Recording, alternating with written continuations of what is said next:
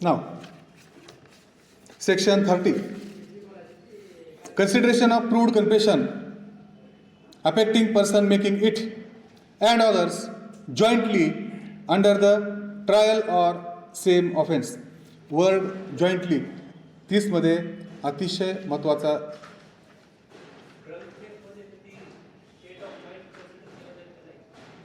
थोडं मोठ्यानं बोला, इथं ऐकूच येत नाही.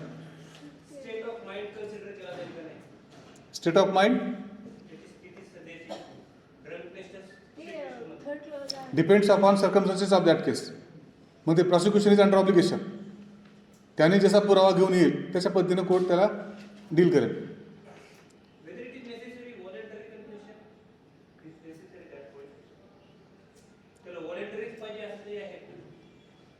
नाही, आफ्टर सेक्शन 24 आणि 29 मधला हा फरक आहे.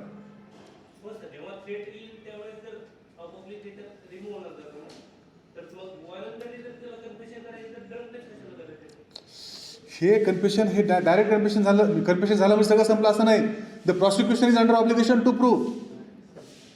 ते त्याला प्रूव्ह बघा. What is fundamental criminal jurisprudence याच्यामध्ये काय सांगितलंय? What is duty of prosecution? Prosecution should prove its case beyond all reasonable doubt. आता हे कन्फेशन प्रूव्ह करण्याची जबाबदारी प्रॉसिक्युशनची आहे. कायदा म्हणतो ना, कायद्याप्रमाणे हे कन्फेशन जर बसत असेल मग कोर्ट ठरवेल. प्रॉसिक्युशनची जबाबदारी ही याच्यामुळे कन्फेशन कसं होतं, काय होतं ते पाहून घेईल आणि त्या परिस्थितीला धरून जे पुरावा आलेला आहे शेवटी ते बाकीची सराउंडिंग त्याला पाहावंच लागेल ना. ओके. सेक्शन 30 याच्यामध्ये आपण सांगतो जॉईंटली हा शब्द इट इज अ क्रक्स, याला लक्षात ठेवायचं. Consideration of proved confession affecting person making it and others jointly under trial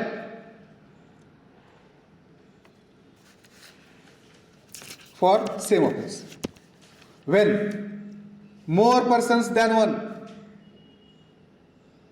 are being tried jointly for same offense. एवढं समजलं? जेव्हा एकपेक्षा अधिक व्यक्ती एकाच गुन्ह्यामध्ये दोघांवरती खटला चालू आहे. And a confession made by any one of such person affecting himself and others is proved. त्या दोघांपैकी एकाने जर कन्फेशन केला तर ते कन्फेशन हे प्रूव्ह केलं जाऊ शकतं.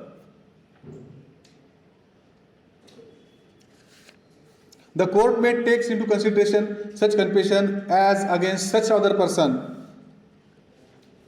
and the person against the person who has mixed them. इथपर्यंत समजतं का? सरळ साधं सोपं. जेव्हा एकपेक्षा अधिक आरोपी एकाच गुन्ह्यासाठी न्यायालयासमोर उभे आहेत त्या प्रोसिडिंगमध्ये त्या दोघांपैकी एकानं जरी सांगितलं की साहेब मला कन्फेशन करायचं आहे, I am going to depose voluntarily, मी तर असं पण जाणार आहे तसं पण जाणार आहे, सोबत तुला पण घेऊन जातो,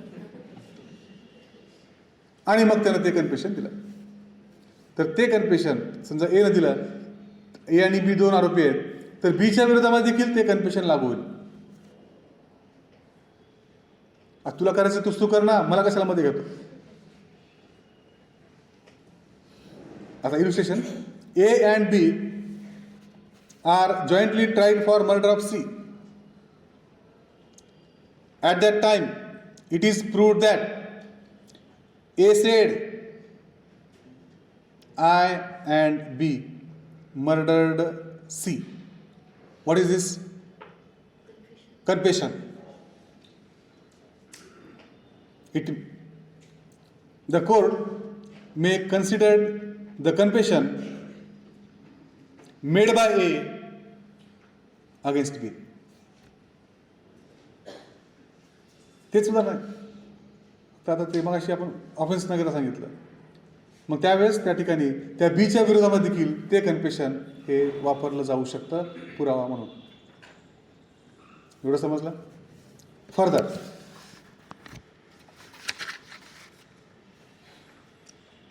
under section 30 you can say that essence of this section is all accused person should be tried jointly and for same offense.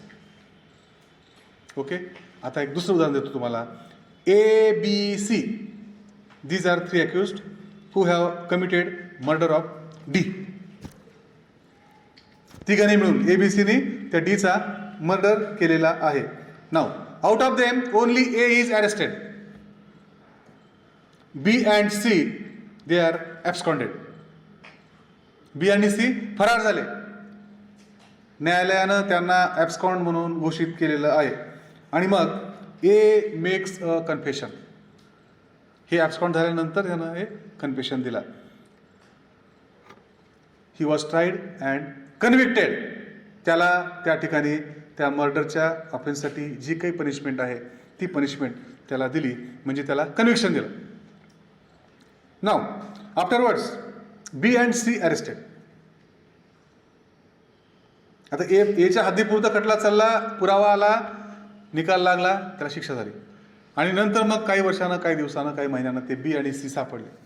त्यांना अटक करण्यात आली आणि त्यांना परत न्यायालयासमोर आणलं.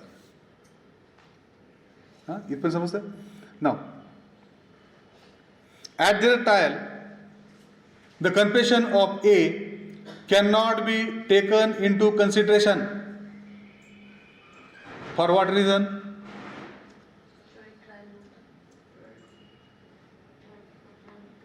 मोठ्यानं सांगा, बरोबर आहे. For simple reason that they are not tried jointly. Matter split up होतं. क्रिमिनल प्रॅक्टिस कोण करत आहे? समजा आरोपी येत नसतील, 5-6 आरोपी आहेत, एकच येतो, बाकी 5 कुठे ती काय नाही, काहीच माहीत नाही. 10 वर्ष झाले ते चालूच आहे. मग आपण न्यायालयात सांगतो, साहेब कुणी येत नाही, काही नाही, मी एक स्प्लिटअपचं ॲप्लिकेशन देतो, म्हणजे स्प्लिटअप द ट्रायल. CRPC प्रोव्हिजन ते लक्षात ठेवा बघा. मग ते स्प्लिटअप झाल्यानंतर त्या एका आरोपीच्या हद्दीपुरतंच ते प्रकरण चालतं, बाकीचं तसंच राहतं सेम. मग जेव्हा बाकीचे आले मग परत रिओपन, परत पुरावा, असं एक स्वरूप आपल्याला फौजदारी प्रकरणामध्ये पाहायला मिळतं. आणि त्याचाच एक भाग म्हणून आपण ह्या ABCचं उदाहरण घेतलं.